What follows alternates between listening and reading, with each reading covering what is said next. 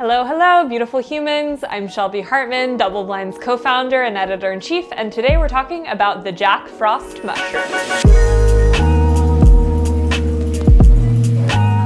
But before we do, I just want to remind you to like, subscribe, and hit that notification button if you never want to miss a beat from us. Also, in case you didn't know, we have an incredible free newsletter called The Drop-In, where every week, right to your inbox, you get psychedelic news, cultural profiles of interesting psychedelic characters, and a whole section on trip tips for going more deeply into your journeys with psychedelics. And part of why we've put so much love into this newsletter recently is because of the fact that we've been facing censorship on all these different platforms, Instagram, Google, even this channel. And it's really scary because we put so much love into building a community on these platforms, and then our accounts can basically be taken away overnight. And so we wanted to, put together this newsletter so that we could connect with all of you people and make sure that if that ever happens, that we'll always be able to, stay in touch. We do events, we do all kinds of things, and we'd love to meet you in person, and we'd love to have you as a part of our community. So let's talk about the history and origin of the Jack Frost mushroom. Jack Frost is the outcome of breeding between two Psilocybe cubensis mushroom strains, albino penis envy and albino teacher, according to James Giordano, professor of neurology and biochemistry at Georgetown University Medical Center. They don't naturally grow in the wild, but rather people began breeding them indoors over the past few years.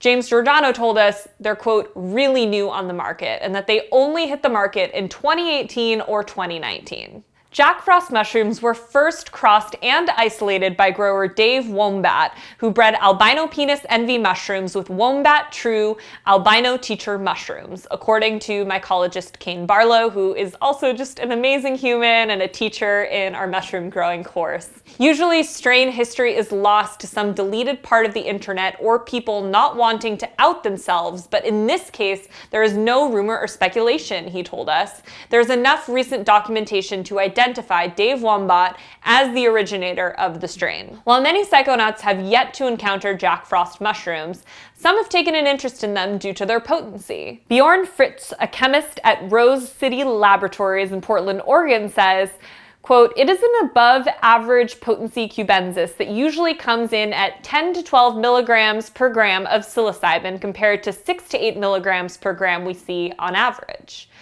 Oakland Hyphae, a testing company in Oakland, California, which also does amazing events throughout California and is run by our friend Reggie, has found that Jack Frost mushrooms have a potency range of 7 to 12 milligrams per gram, averaging around 10 milligrams per gram, according to laboratory director Tomas Garrett. However, there are many types of Jack Frost mushrooms out there, and they're not genetically identical, so they vary in potency, according to Andreas Met, founder and CEO of the psychedelic therapy center Staya Therapeutics. Jack Frost mushrooms are albino mushrooms, meaning that their stem and cap have a white color. You can also recognize them by their gills, the thin structures hanging under the cap, which become slightly bluish when they mature, and their bulky, sometimes bumpy stems, according to Nolo, who has grown and consumed Jack Frost mushrooms himself. They are visually stunning mushrooms with their white stalks, white caps, and blue gills, and because of their white spores, they are often described as though they have a covering of snow, says Barlow. Nolo adds that growers like to pick Jack Frost mushrooms when they're a bit past maturity. The caps start to become a, quote, reversed umbrella, as the fruiting body can grow larger than the usual golden teacher, with caps reaching the size of your palm, he says. The Jack Frost growth cycle is not much different from general strains, but is known to take longer to colonize a given substrate and can be a bit slower to form primordia and grow mushrooms. Nolo used to grow Jack Frost mushrooms but found that the yields were slow, so he switched to other strains. He told us, quote, "A full growth cycle of Jack Frost from grain colonization to fruiting can take 5 to 7 months depending on how consistent your conditions are. It's most responsive on colder seasons, as it likes temperatures around 55 to 65 degrees Fahrenheit and requires little to no light at all. Jack Frost can grow in any substrate consisting of hardwood, but Nolo has found that they grow best in cow dung. Some also find that Jack Frost grows well in rye grains and that you can expect a few good flushes before the mycelium weakens and mold grows." Nolo says, "This is not a type of species that grows in the wild. This is a strain that is mutated over time through indoor growing. Cloning is the best way to reproduce the Jack Frost strain by using liquid culture or agar culture techniques, something that we teach people how to do in our intermediate mushroom growing course." Many Jack Frost mushrooms, specifically those produced through cloning, are sporeless. For Jack Frost mushrooms that have spores, the spores can be light purple or white. Psilocybe mushrooms typically produce purple-black spores, but true albinos have no pigments in their spores and therefore produce white spores, Barlow told us. They will often be found deposited on the caps of surrounding mushrooms.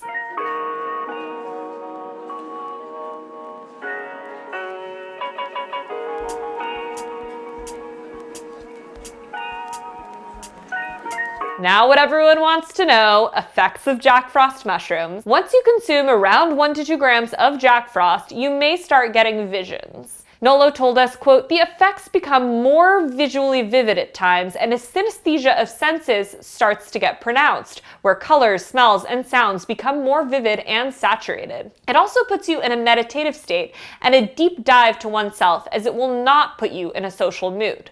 One thing I'm going to say as a caveat here, though, is that there really is very little understood about the effects of different strains and species of psilocybin-containing mushrooms. I mean, there's actually a lot of contention about whether psilocybin strains even exist or which ones even really exist. And so you have to be a little bit careful when you hear people saying things like, oh, golden teachers are gonna make you like happy and light and laugh, and Jack Frosts are really, gonna give you a deep dive to oneself. I'm not saying that, our source didn't have this experience and hasn't spoken to people who have had this experience, but every single trip is different, every single mushroom is different, so you just have to take things with a grain of salt and really, as always, start low and go slow. Anything above 3.5 grams of Jack Frost is considered a, quote, ceremonial dose or heroic dose and should not be consumed without a guide.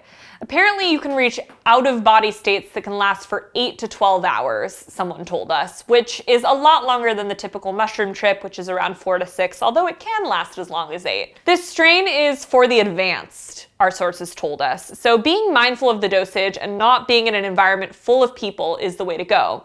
On the other hand, users also shouldn't be surprised if the effects are comparable to those of other cubensis mushrooms. We were told most experienced growers will refer back to a cube is a cube is a cube, which is basically means to say all Psilocybe cubensis strains are the same. It's, really depends on your perspective, and there's limited data on this so far. Some people who have used this strain will report effects common with many cultivated strains, such as mild euphoria, time dilation, and strong visuals. Have you ever encountered Jack Frost mushrooms? We'd love to hear your story about the experience on these mushrooms if you feel comfortable sharing in the comments below. We don't always respond to all of your comments. We're a small team, but we do read them and we really appreciate your support. And if you enjoy videos like this one, give us a like. We publish new ones every week, so you'll never miss one from us. Thanks for watching, and until next time.